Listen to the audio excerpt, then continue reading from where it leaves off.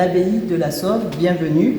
Je vais vous présenter cette abbaye qui est une abbaye qui date de la fin du XIe siècle, dont la construction s'est étalée entre le XIIe et XIIIe siècle. C'est une abbaye bénédictine. Donc vous avez ici une reproduction de ce qu'on appelle le Monasticum Gallicanum, qui reprend l'ensemble de l'abbaye, qui date de la fin du XVIIe siècle. Donc je vais vous présenter les différents éléments de ce monument. En premier lieu, ce qu'on reconnaît, c'est l'église abbatiale, qui se trouve juste ici. On la reconnaît à sa forme assez typique, de croix latine. On dit que cette église est orientée, puisque le cœur de l'église se situe à l'est.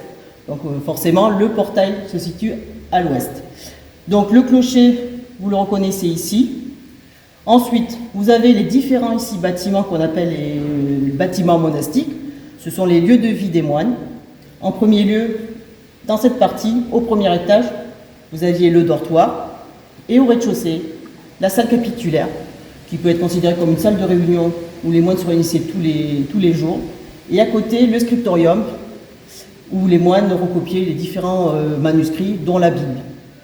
En retour, ce grand bâtiment, c'était le réfectoire. Voilà, donc réfectoire, là où les moines prenaient leur repas en commun. Et ensuite, toute cette partie était dédiée d'une part à l'accueil des pèlerins de Saint-Jacques de Compostelle, donc qui était situé dans cette partie-là. Vous aviez un hospice, un lieu de restauration, et ensuite le logis abbatial où vivait le père abbé, et des bâtiments qu'on va appeler des bâtiments de service, qui étaient dédiés aux écuries et aux greniers abbés. Le jardin de l'abbé et cette partie actuellement qui est au fond de la cour de l'abbaye était la grange abbatiale. Actuellement, c'est la maison des vins.